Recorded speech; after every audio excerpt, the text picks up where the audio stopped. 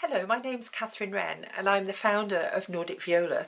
Nordic Viola is a flexible ensemble of musicians with the viola at its heart who are exploring the music and the cultural connections between Scotland and the wider North Atlantic region, the Northern Isles of Scotland, the Faroe Islands, Iceland and Greenland. Over the last 18 months or so, I've been working on a project called On a Wing and a Prayer. We've been exploring how our habitats are changing with the increasing threat of climate change. Over the course of the project, we've been creating new music inspired by the habitats that we've visited, but it's not just been about our own reflections and impressions. We've also taken a lot of time to speak to the residents and local experts too, drawing together their stories and their experiences of what's going on in their areas. During our concerts, we've tried to ask audiences to reflect on how the music's affected them and the things that they've experienced.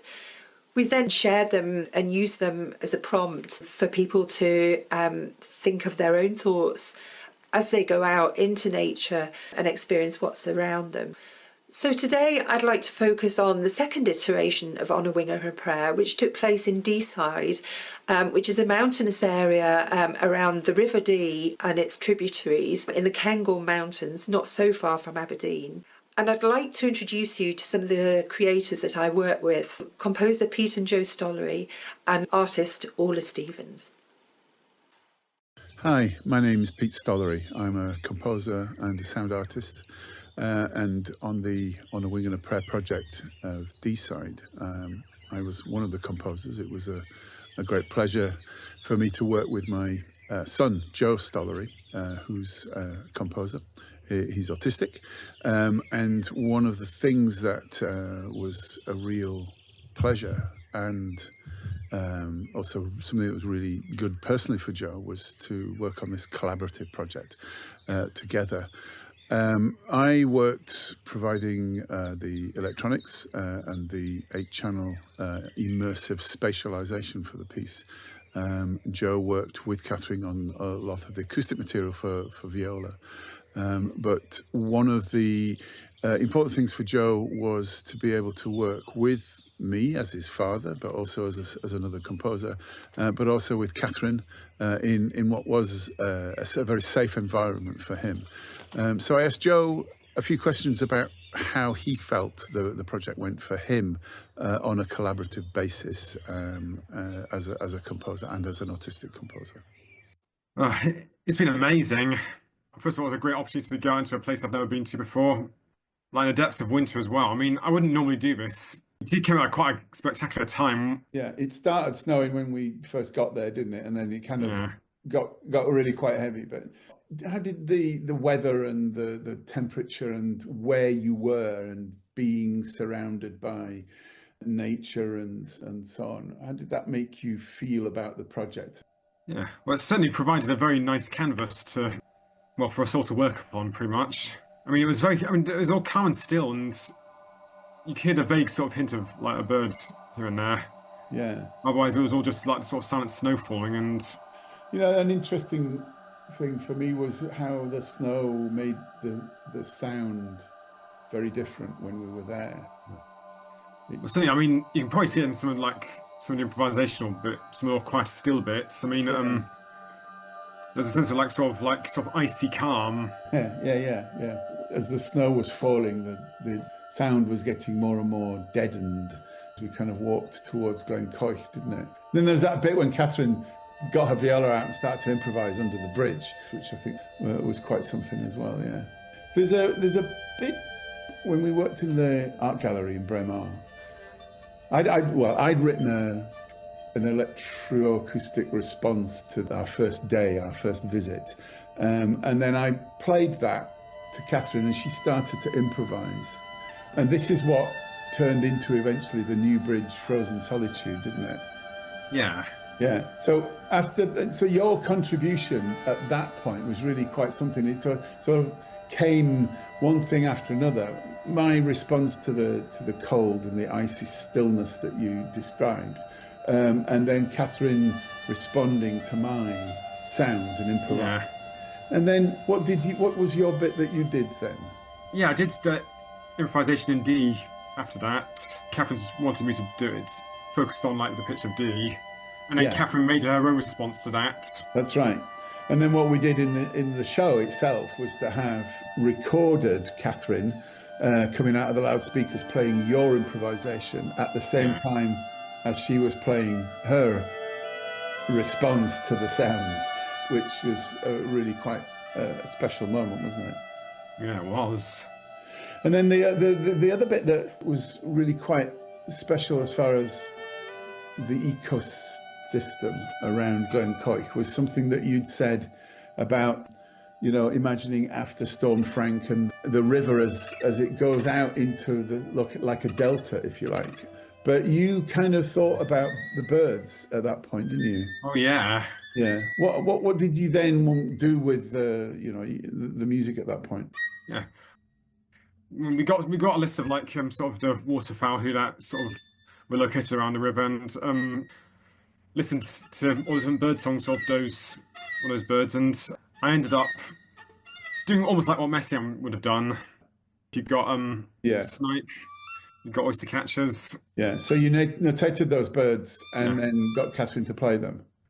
Yeah. And that was that Yeah. really effective, very, very quiet moment, I think, with Yeah. just Catherine playing. Really powerful. Yeah, absolutely. Yeah. So, as a composer and a sound artist, something that's very important to me, in fact, something that permeates all of my work, is the aspect of the importance of listening. Whether I'm writing music for the concert hall, for sound installations, for internet-based creative projects, my work is designed so that the audience is required to listen, and those who are involved, those participating, are asked to listen, because something that's very important to me is the act of listening, because I think it's something that we have forgotten how to do. We become very governed by our eyes, if you like, so I'm to an extent trying to adjust the balance a little, and get us to be as comfortable working with sound as we are, say, for example, taking a photograph with a mobile device. I'd really like a world where people are taking recordings with their mobile devices as well. So I do a lot of work with communities. I spend a lot of time creating sound maps, for example. And with this project, we had the workshop where we were asking people to listen to sounds around them, as well as to draw sounds, as Ola will talk to you soon about. But this community aspect is really important, to try and get people in the moment to try and listen to the environments that they're inhabiting. So what we did as part of the workshop was to record sounds with a view to them then being placed on a sound map afterwards, so that the project itself has legacy, but also, and more importantly, I think that the participants in the project had a location to go back to, albeit a location on the internet via a Google Earth map, to be able to go back and revisit those sounds and the places that they went to. So on a map, which is not a real place, but on a map you can place these recordings so people can reimagine themselves being in those places again. Of course, the recording isn't the real sound either, but it's as near to it as we can get. So this aspect is very important in my work, and I think it permeates the work that we did with this project really well. My name is Orla Stevens. I'm an artist and an illustrator, and I've been collaborating with Catherine and Pete to use art and art workshops as a way to connect with our local communities, and in turn connect our local communities in with the wider project. As an artist, my work explores themes of landscape, of nature connection, and in turn how these places make us feel. Our workshops in both Blaine and in Stirling focused on sharing easy, fun and practical ways to connect with our local landscapes. Our workshops are founded on the belief that if we are aware of something, if we notice it more and more, we are ultimately more likely to care and therefore protect our local environments. In our art workshops, we were looking to explore the question, if sound could be a visual, what would it look like? We were using art, specifically mark making, as a fun and accessible way to capture the world around us. We answered questions like, if sound could be a colour, what colour would it be? If sound could be a texture, what texture would it be? Through our drawings, we were also exploring the connections between visual art, between sound, and between music too. There are so many similarities, from rhythm to tone, colour, texture, line, and through our drawings we were exploring and discussing these as we went. Our workshops took us outdoors into our local landscapes to listen, to tune in and to notice. We gathered sound field recordings and drew at the same time. Back indoors, we were able to work collaboratively, working large scale on pieces together at the same time. We drew in response to the sounds that we had gathered earlier in the day, and as we drew, we were able to hold and make space for conversations around what these sounds meant to us, any personal memories attached to these sounds and to what we'd experienced. By the end of the day, our communities left us sketchbooks and phones full of sound recordings in hand, with new, playful and accessible ways to sit for just a minute, tune into the world around us, and we hope leave with a deeper sense of appreciation for the beauty of it all. So as you can see from what Orla said, On a Wing and a Prayer is about so much more than just the music that we created for this project. I think what's really special about the project is its holistic approach. We've tried to engage with people who know the areas well, but more than that, we've tried to tread as lightly as we can during the project. I've thought very carefully about how I've travelled. Where I possibly can, I've used the train and the bike. And we've really tried to limit car use, only really using it when we've needed to transport gear and minimising those journeys. I've also tried to think carefully about the accommodation that I've chosen during projects. It's been low impact, either staying on campsites, in pods and in tents, or staying with small local providers who are very careful about how they operate in those communities. We've tried to share our creative process as we've gone along. We've presented a podcast for each iteration of On a Wing and a Prayer, where we've talked about who we've worked with and how we've worked with them, and also reflected on our artistic process, how we've gone about collecting the sounds and drawing the whole thing together to make these new pieces. We're trying now to extend the conversation more widely, using artists such as Orla, allowing those communities to respond to what people in the Highlands and Islands have said, and to reflect on whether these issues are also impacting on their own local areas. These instances of flooding, as we saw in Deeside, and bird flu on the cliffs in Shetland, and also restoring woodland habitats are not unique to these Scottish remote areas. They're habitats that you see throughout the UK and also further afield in the North Atlantic.